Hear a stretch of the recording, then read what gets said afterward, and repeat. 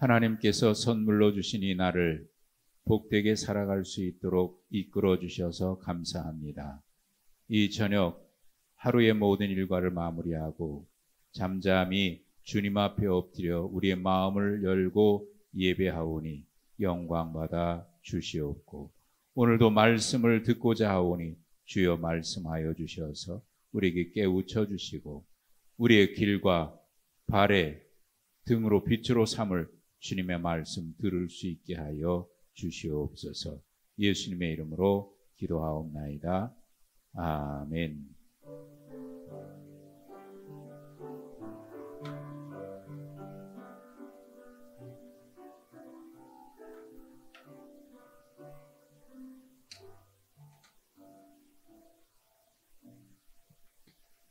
로마서 1장 18절부터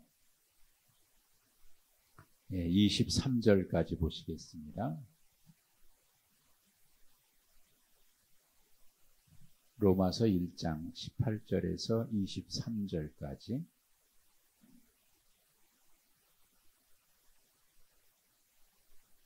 한 절씩 교독하겠습니다. 로마서 1장 18절에서 23절입니다. 하나님의 진노가 불의로 진리를 막는 사람들의 모든 경건하지 않음과 불의에 대하여 하늘로부터 나타나나니,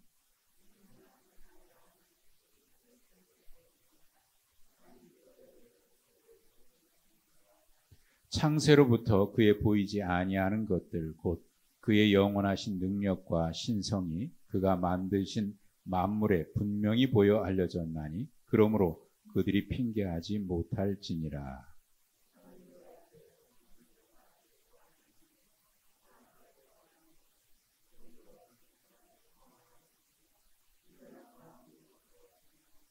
스스로 지혜 있다 하나 어리석게 되어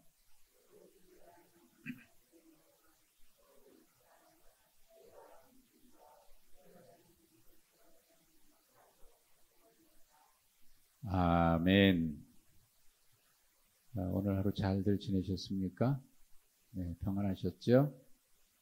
우리 저와 앞뒤에 계신 분들하고 인사합시다. 사랑합니다. 네, 축복합니다. 하트도 해주셔서 감사합니다.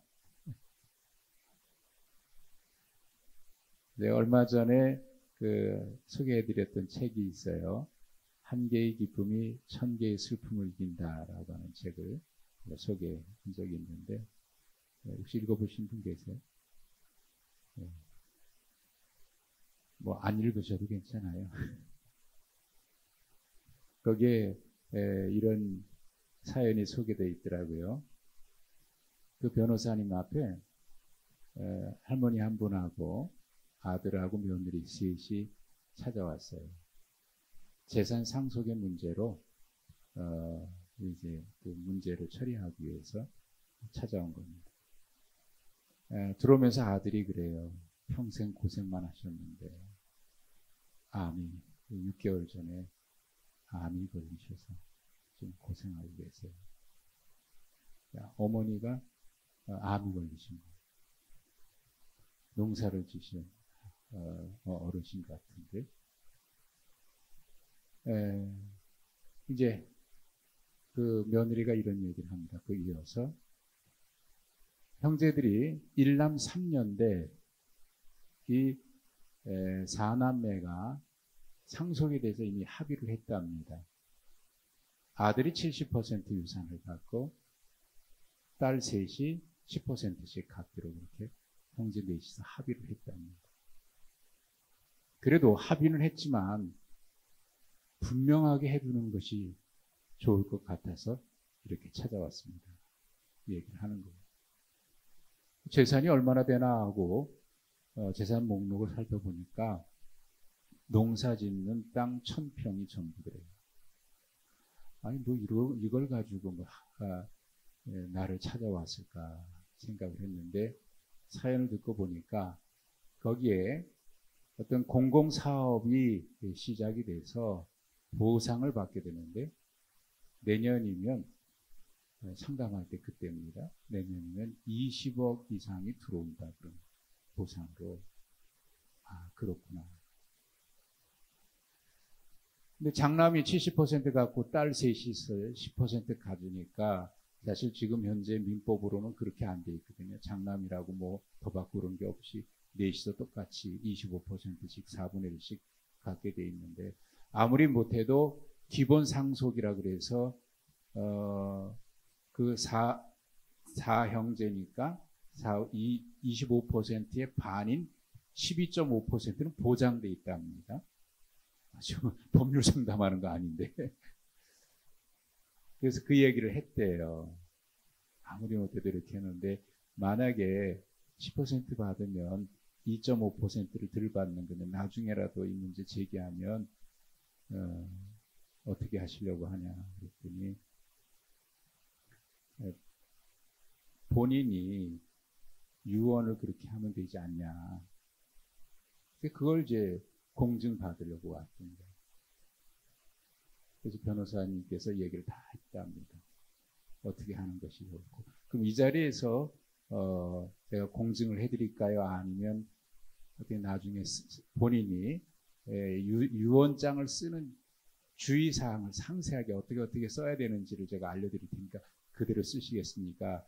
하고 이제 자세한 내용을 알려드렸더니 그 할머니가 집에 가서 제가 쓰겠습니다.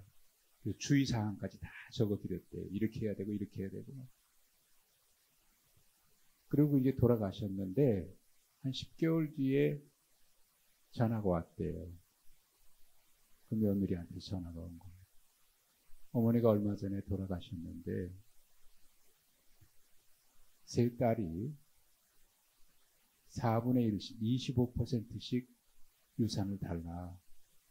합의 다 했고 유언장도 있는데 그렇게 얘기했더니 소송을 걸었다는 거예요. 못 주겠다고 합니다.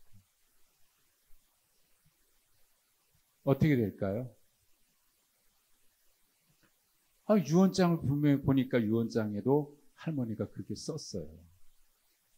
아들 70%, 세 딸 10%. 유언장에도 틀림없이 썼은 거예요. 소송해봐야 패소할 텐데 그 소송하다 보니까 그 세 딸들이 다른 변호사를 샀는데 또 선배들이에요. 이 변호사 선배. 아니 그거 왜 맡으셨냐고 그랬더니 분명히 지실 텐데 왜 맡았냐고. 재판장에 가서 봅시다. 가보니까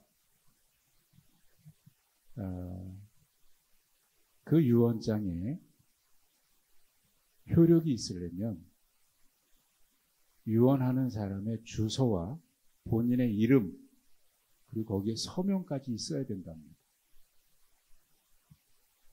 근데 주소하고 서명이 빠져 있더래요.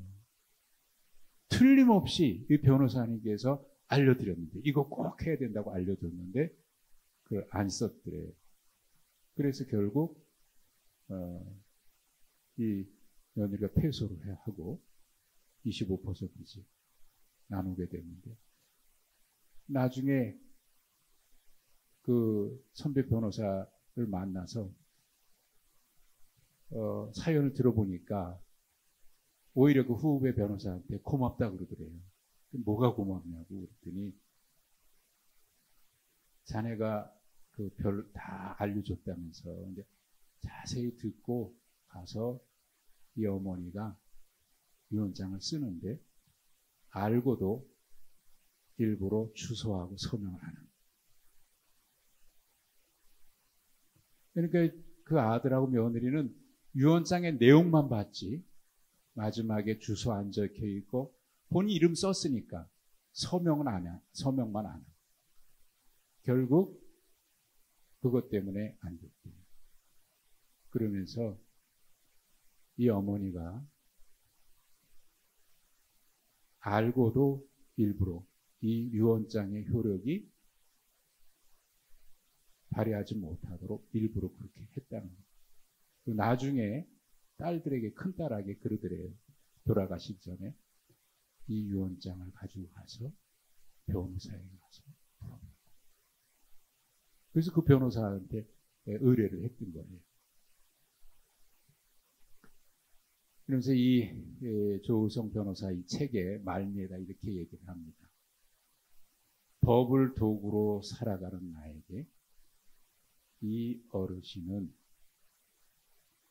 모든 형제에게 똑같이 나눠주고 싶은 그 마음, 그 지혜, 법을 도구로 살아가는 나에게 큰 가르침을 주셨다.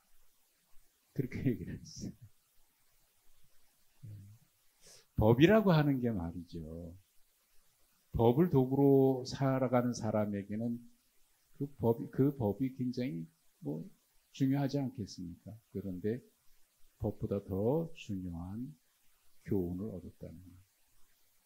모든 자녀가 자녀에게 똑같이 주고 싶은 엄마의 어느 자식 하나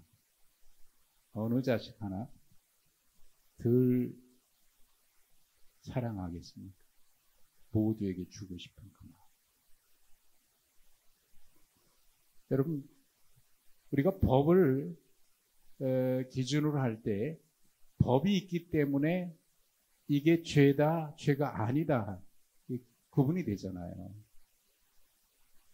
법이 없을 때는 그 법이 아니라 통용되는 것이 있었습니다. 그런데 법이 있기 전에는 죄인지 모르는 경우도 있었겠지요. 그러나 일반적으로 생각하는 것이 있었던 거죠. 자, 여러분, 우리가 살면서 죄인 줄 모르고 짓는 죄가 많을까요? 죄인 줄 알면서도 짓는 죄가 많을까요?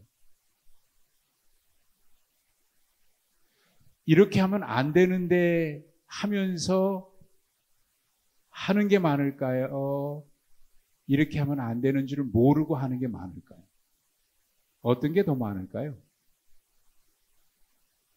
잘 모르겠어요. 제가 통계를 안 내봐가지고. 근데 곰곰이 생각해 보면 사람들이 모르고 이게 죄인 줄 모르고 짓는 경우도 분명히 있긴 합니다만은 죄인 줄 이렇게 하면 안 되는 줄도 알면서 하는 경우가 결코 적지 않을 것 같아요. 이게 죄야. 알아요. 근데 해. 이게 나쁜 짓이라고 하는 거 알면서도 합니다. 왜 그래요? 결국 욕심 아닙니까? 욕심. 사실 그저 평범한 논이었으니까 그게 얼마나 되겠어요. 근데 그게 20억이라고 하는 큰 돈이 돼버리니까 욕심이 생겨서 아니 그냥 4분의 1씩 나눠 가졌어도 그 전에 그냥 논이었을 때라고 생각하면 아무것도 없다. 이거 받아야 얼마 될까라고 그때 생각했다고 하면 이거 굉장히 큰 거 아닙니까? 근데 더 받으려고 하다 보니까 결국은 똑같이 받았지만 형제들 사이에는 좀 뭔가 남아있겠죠. 가만히 생각해 보면 모르고 짓는 죄도 있겠으나 그러면 안 되는 줄 알면서도 짓는 경우가 적지는 않겠다는 생각이 듭니다. 자, 오늘 말씀의 시작이 이렇게 돼 있죠. 하나님의 진노가 나타났다. 하나님의 진노가 나타났다. 근데 그 바로 앞에 말씀에는 17절에는 하나님의 의가 나타났다 그랬어요. 하나님의 의가 나타났다. 또 오늘 본문에는 하나님의 진노가 나타났다. 그래서 오늘 여기 진노라고 되어 있습니다만은 제가 오늘 제목을 진노라고 얘기하지 않고 뭐라고 얘기했냐면 하나님의 의라고 얘기를 했어요. 불의에 나타난 하나님의 의. 불의에 나타난 하나님의 진노가 아니라 오늘 본문에는 분명히 되어 있죠. 하나님의 진노가 불의에 나타났다. 근데 저는 제목을 불의에 나타난 하나님의 의라고 제가 제목을 적었어요. 성경을 바꾼 게 아니고 이 말씀의 내용이 그런 거예요. 진노가 나타났지만 앞에는 하나님의 의가 나타났고 여기는 하나님의 진노가 나타났는데 하나님의 진노도 하나님의 의의 다른 표현입니다. 하나님의 의의 다른 표현. 사실 하나님의 심판은 심판이 목적이 아니에요. 하나님의 심판은, 하나님의 진노는 진노 자체가 목적이 아니라 어떻게 해서든지 그 한 사람을, 진노의 자녀인 그를 구원하기 위한 하나님의 마음입니다.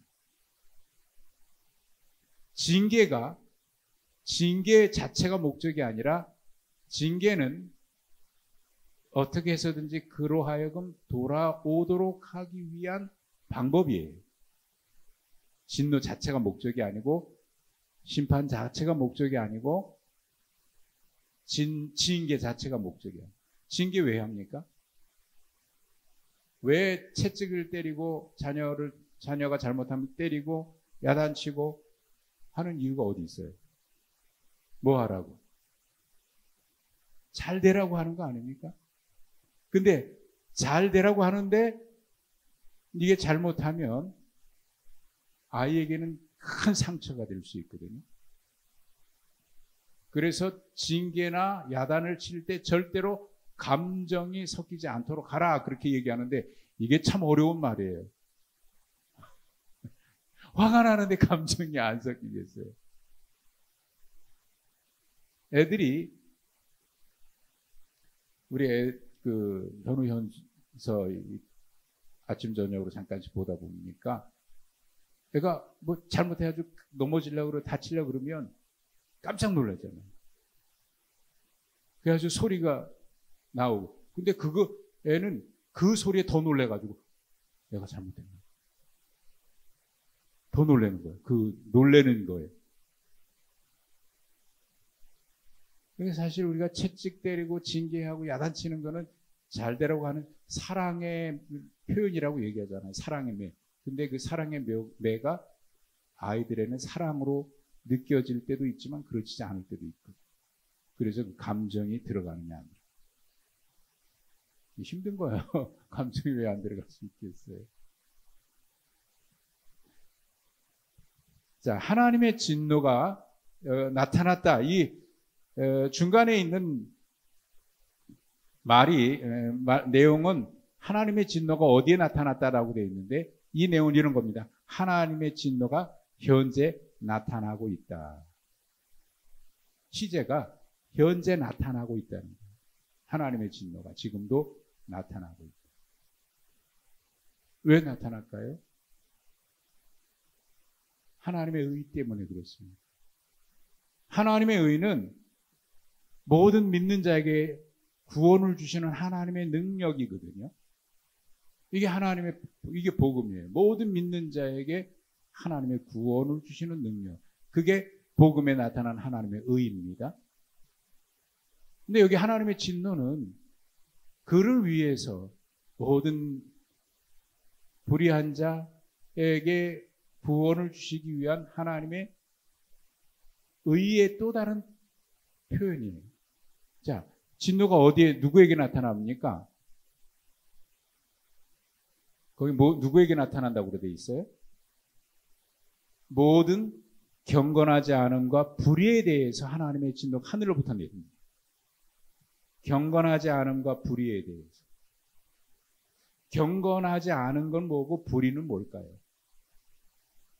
경건하지 않음과 불의의 하나님의 진노가 하늘로부터 나타나고 있는데 경건하지 않은 거는 뭐예요? 여기 경건하다, 경건하지 않다라고 하는 얘기는 예배하지 않는다, 하나님을 경외하지 않는다 그런 의미를 담고 있는 말인데 이게 종교적인 의미예요. 그럼 예배하지 않는 건가? 단순히 그 예배를 얘기하는 게 아니고 여기서 말하는 것은 하나님 앞에서 살아가는 모든 것을 말하는 거예요. 그러니까 경건은 결국 뭐냐? 하나님 앞에서 살아가는 거예요. 하나님 의식하고 살아가는 삶이 이게 경건입니다. 사실 우리의 삶은요, 모든 순간이 하나님의 부르심에 응답하는 삶인 거예요. 하나님의 부르심 그러면 우리는 선입견을 가지고 있습니다. 하나님이 부르셨다. 뭐로 부르셨냐? 목사로 부르셨냐? 선교사로 부르셨냐? 이게 하나님의 부르심이라고 생각해요. 근데 하나님의 부르심은 모두를 목사로, 선교사로 이렇게 부르신 게 아니에요. 모든 사람을 하나님이 부르신 거예요. 뭐로? 어떤 직이 아니라 하나님의 자녀로 부르신 거예요. 그래서 지난주에 말씀을 드렸습니까? 하나님 앞에 서서 하나님, 제가 모세처럼 살지 못하고 엘리야처럼 살지 못해서 죄송합니다. 뭐가 그렇게 죄송해요? 모세처럼 살지 못하고 엘리야처럼 살지 못해서. 아니다. 네가 잘못한 거는 모세처럼 살지 못해서도 아니고 엘리야처럼 살지 못해서도 아니야. 너의 잘못은 너로 살지 못한 거야. 하나님이 우리 모두를 다 엘리야로 부르시지 않고 우리 모두를 다 모세로 부르시지 않았습니다. 내가 너를 부를 때는 내가 너로 하여금 원하는 것이 있었던 거야. 네가 모세가 되라고 부른 게 아니고 엘리야가 되라고 부른 게 아니라 네가 살아가는 그 삶의 현장에서 하나님의 자녀로, 나의 자녀로 응답하면서 살라.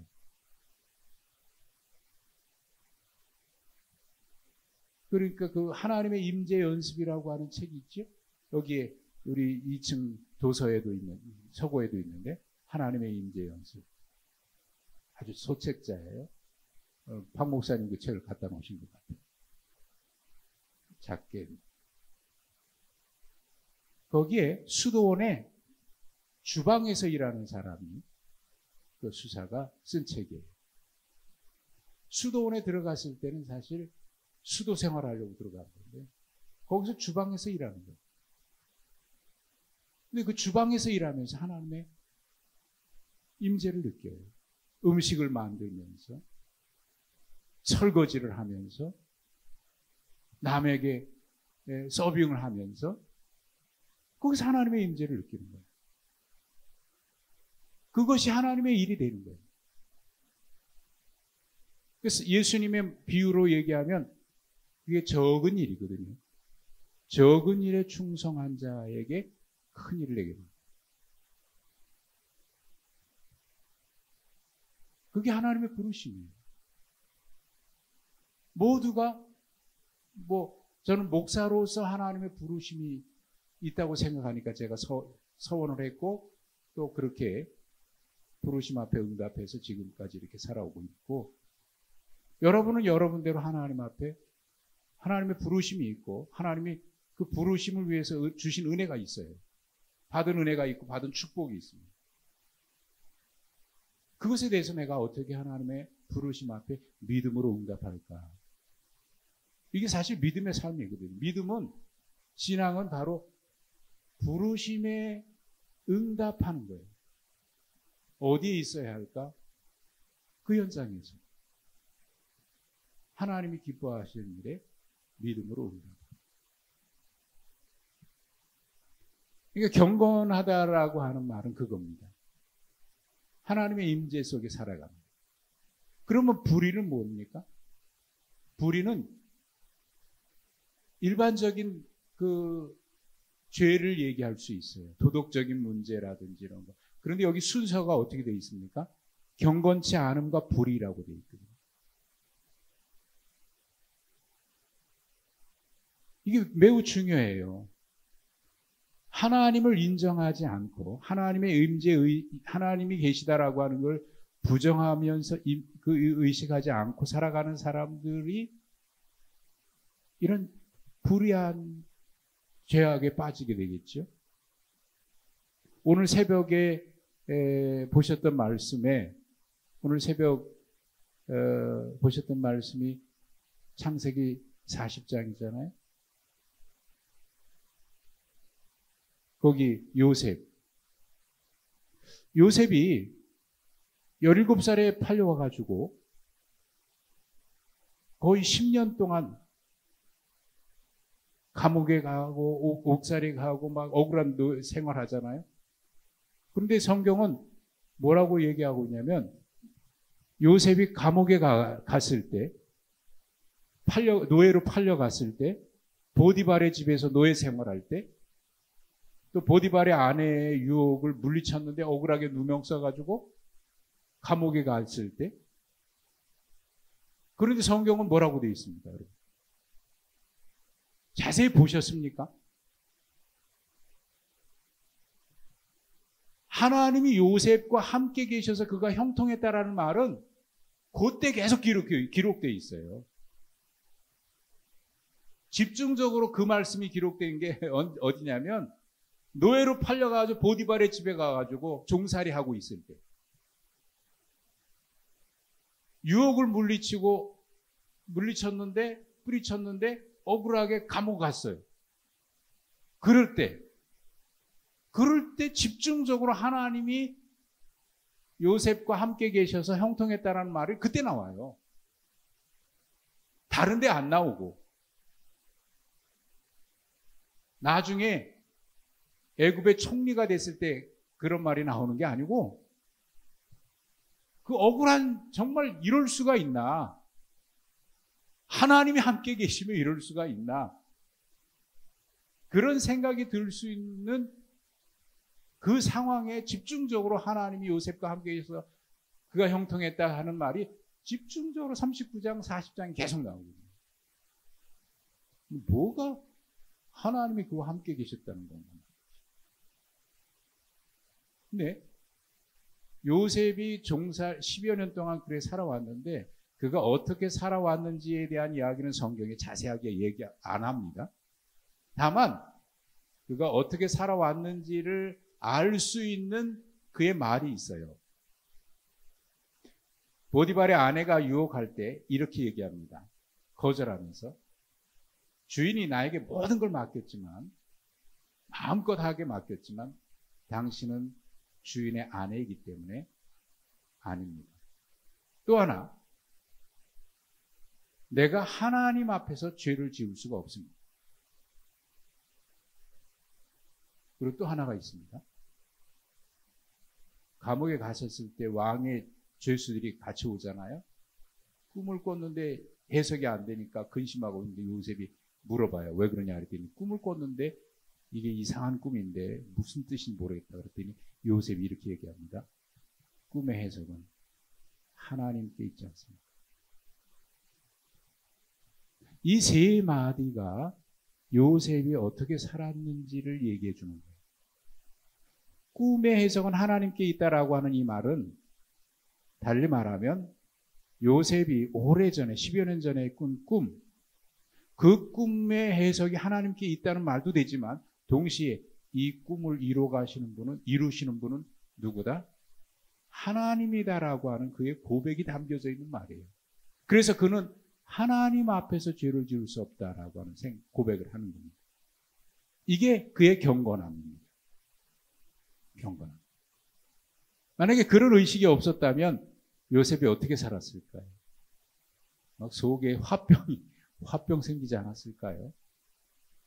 그래서 화병 때문에 제명에 살지 못하고 죽었을 것 같아요. 여러분 안 그러겠어요? 형들한테 그렇게 팔려가지고 이렇게 어린 나이에 그가 무슨 성인 군자입니까? 아직 17살 어린 나이고 젊은 나이. 그런데도 그렇게 살아왔던 이유는 바로 그런 임재, 하나님 앞에 그게 경건이에요. 근데 그게 그 하나님 앞에서 산다는 그 경건함이 없을 때 삶의 불의한 모습도 나타나요. 죄를 짓고도 죄책감도 없고 죄라고 생각하지도 않고. 근데 정확하게 우리는 이렇게 생각해. 야, 정직하게 생각해 보면 너 그게 죄라고 생각하냐, 죄가 아니라고 생각하냐? 라고 물으면 알 것 같은데.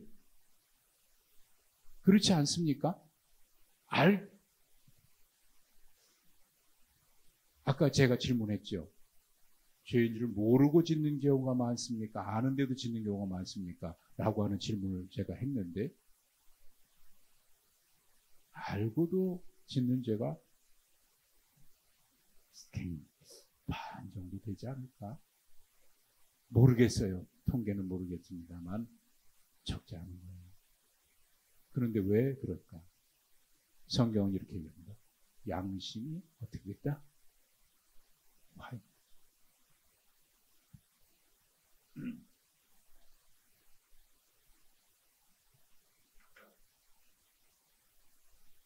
자, 오늘 말씀 보시면 경건치 않음과 불의에 대해서 하나님의 진노가 임하는데, 그 경건치 않음과 불의에 대해서 그 사람들이 어떤 사람들이냐면, 첫째 18절에 불의로 진리를 막는 사람,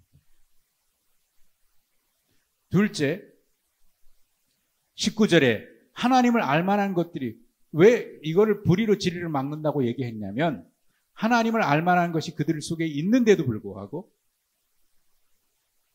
하나님을 알만한 것이 있는데도 불구하고, 알만한 것이 있는 게 아니라 분명히 알아요. 20절에 보십시오. 창세로부터 그의 보이지 아니하는 것들, 그 보이지 아니하는 것들이 뭐냐면 하나님의 영원하신 능력과 신성이에요. 이게 보이지 않잖아요. 그런데 그 보이지 않는 것이 나타났어요. 어떻게 나타났어요?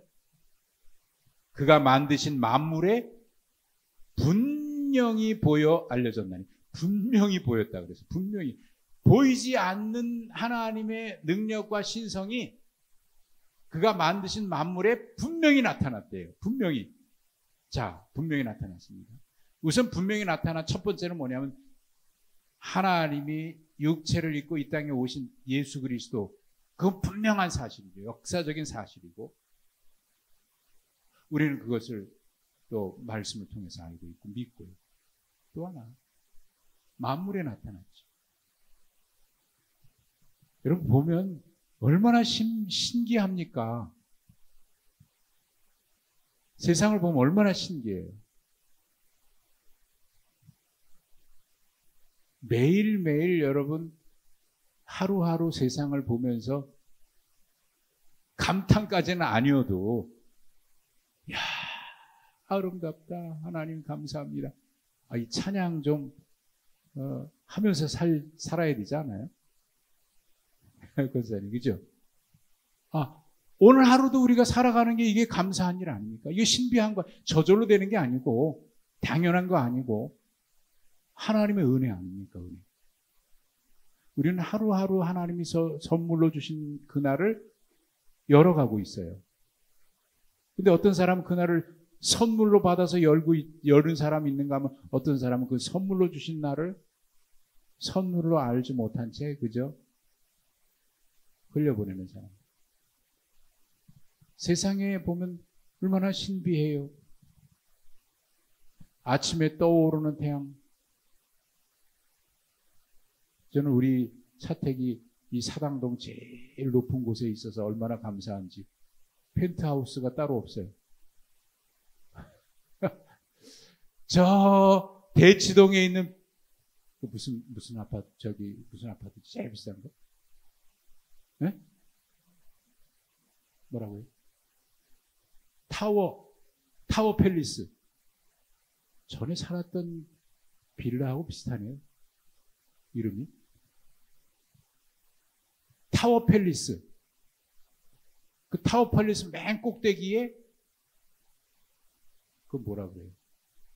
제일 꼭대기층에 있는, 좀 아까 제가 얘기했는데 잊어버렸네. 펜트하우스. 대치동에 있는 그 타워 팰리스의 펜트하우스보다 더 좋은 펜트하우스에 제가 살아요. 아침에 저 롯데 아파트 위쪽으로 붉은 해가 떠오를 때 얼마나 멋있다. 저녁에 이 뒷산으로 해가 질 때 그 저녁 노을은 세계 3대 저녁 노을 보러 저 적도 근처로 가서 볼 거 없이 여기서도 보고, 아침 저녁에 옥상에 거닐면서 이 사당동 쫙 야경, 네? 불빛 쫙 보면서 부럽죠. 올라오시면 제가 얼마든지 보시라고.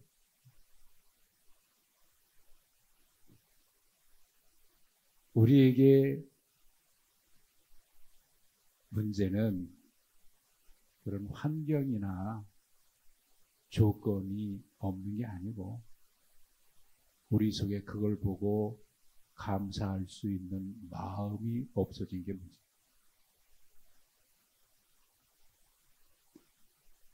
언젠가 감사했던 것이 언젠가부터 감사가 잃어버리는 경우가 있잖아요.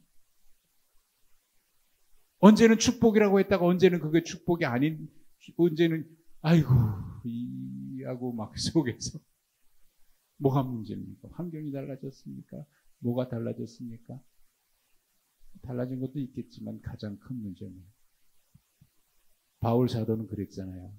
감사함으로 받으면 버릴 것이 하나도 없다. 그러니까 그런 게 문제가 아니라 우리 속에 사라져버린 감사의 마음이 문제 아닙니까? 날마다 하나님의 은혜로 행복하게 살아.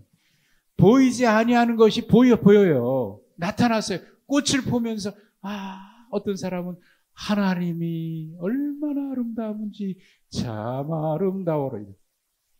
주님의 세계. 어떤 사람은 그걸 보고도 그저 맹맹하게 메말라서 마음이. 어떤 사람은 한 대를 이렇게 귀를 스치는 바람에도 하나님이 따뜻한 손으로 내 뺨을 만져주시는구나. 그렇게 고백하는 사람이 있는 거예요. 왜 이렇게 바람이 불어?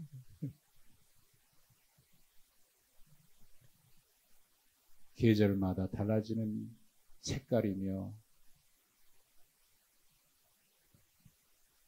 우리 1층에 카페 앞에 그림을 딱 보면서 거기 보니까 교회가 하나 있죠? 네, 교회 얼마나 아름다운지 영화 속에 나오는 장면. 지난주 오셨던 이상호 목사님께 제가 그랬어요. 목사님 우리 교회에 목사님 교회를 그려놨다고. 그래서 제가 모시고 내려갔어요. 여기 보세요. 여기 딱 보자마자 정말 그러네요. 그 교회가 그렇거든요.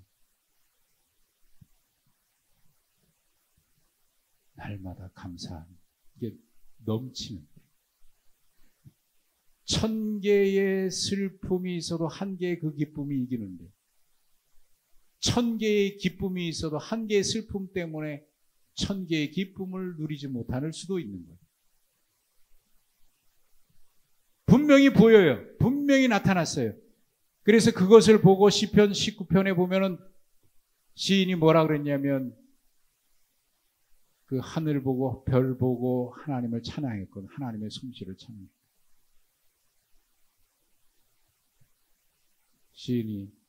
그 시인은 별을 보고 달을 보고 해를 보고 하나님의 솜씨를 찬양해요. 나타나는 거지요. 그걸 볼 수 있어요. 그런데 이 불의로 경건하지 않은 것, 불의에 나타난 불의로 진리를 막는 사람들은 21절에 보십시오. 하나님을 알되 분명히 알아요. 정말 그럴 것 같아요. 우리가 그런 얘기 하잖아요. 하나님을 알지도 못했는데 알지 못해서 못 믿은 사람은 어떻게 합니까? 그런 얘기를 하는데 정말 모를까 싶어요. 하나님 앞에 갔을 때 하나님이 물어보시면 정말 몰랐다고 얘기할 수 있을까? 아는데 인정을 안 하는 거 아닐까? 네? 여러분, 이 세상에 있는 것들 보면 분명히 이걸 창조하신 분이 있다는 거, 그걸 모를까요? 그게 저는 그게 믿어져서 그런지 모르지만은 또 모르겠습니다만. 근데 궁금한 거예요. 자, 여기 21절에 하나님을 알되 이렇게 되어 있는데 이 말은 이런 뜻입니다. 하나님을 알면서도 이런 말이에요. 하나님을 알면서도 영화롭게 하지도 않고 감사하지도 않고 오히려 의도적으로 생각이 허망해지고 미련해서, 아니 요거는 그 결과일 수 있어요. 하나님을 알면서도 영화롭게 하지 않으니까, 아까 경건하지 않으니까 불의가 나온 것처럼 그 결과일 수 있어요. 그래서 생각도 허망해져서 허망한 것에 쫓아다니고, 네? 마음이 어두워지고 또 어리석게 되고 결국 23절에 하나님의 영광을 바꿔버리잖아요. 뭐로? 우상으로. 그 바르트는 우상은 반역의 산물이다 그렇게 얘기했는데, 반역하고 나니까 하나님을 떠나고 하나님을 알면서도. 그 프레드릭 뷰커너라고 하는 목사님인데, 신학자인데, 이분이 굉장한 그 문학가였습니다. 젊었을 때부터 아주 글을 잘 쓰고 상도 많이 받고. 그런데 어느 날 그가 소명을 받아서 늦게 신학을 공부하고 목사님이 됐어요. 그런데 워낙 글을 잘 쓰다 보니까 목사님이면서 글을 많이 써요. 그리고 이제 어느 교회를 맡아서 목회하시지 않고 이제 글을 많이 쓰고 강사로 부르는 곳에 가서 말씀을 전하고, 그분의 책에 이런 글이 있더라고요. 사람들이 강단에서 성경을 읽으면 사람들은 들리는 대로 듣지 않고 자기가 원하는 말만 듣는다. 그런데 이것이 성경이 아니고 이것을 읽어주는 사람이 목사가 아니라고 생각을 하고 그 말을 들으면 아주 놀라운 사실들을 들을 수 있다. 이렇게 얘기를 했어요. 무슨 얘기인지 이해가 되십니까? 다시 제가 말씀드릴까요? 하나님의 말씀을 읽는데 이것을 읽는 사람이 목사고 그 내용이 성경이라고 하는 생각을 하지 않고 들으면 놀라운 사실을 듣게 된다. 무슨 얘기예요? 아주 이상한 말을 했어요. 그러니까 무슨 얘기냐면, 에이, 성경 이야기지. 목사님이니까 또 그런 얘기 하지. 이렇게 선입견을 가지고 있으니까 놀라운 말씀을 들어도 놀라지 않는다는 얘기예요. 우리 속에 선입견이 생겨가지고 의뢰이 또 그런 얘기 하시겠지. 성경이니까 그러겠지. 그런데 그 얘기를 다른데 어떤 책에 쓰여 있으면, 이야, 여기 이런 글이 있네. 깜짝 놀라는데 성경을 읽으면서도 거기에 그런 글이 있어도 그냥 졸려 수면제가 돼. 알면서도 듣지 않으려고 하고 우리 마음이 완악해져. 그래서 우리는 하나님 앞에 늘 마음을 열고 주시는 말씀을 들으려고 애를 써야 할 것 같아요. 그렇게 들으면 하나님의 말씀은 정말 귀하고 달고 오묘한 그 말씀, 생명의 말씀. 귀하고 귀하도다. 하나님의 진노는 하나님의 의의 또 다른 표현이에요. 모든 믿는 자를 구원하시기 위한 하나님의 의의 또 다른 표현.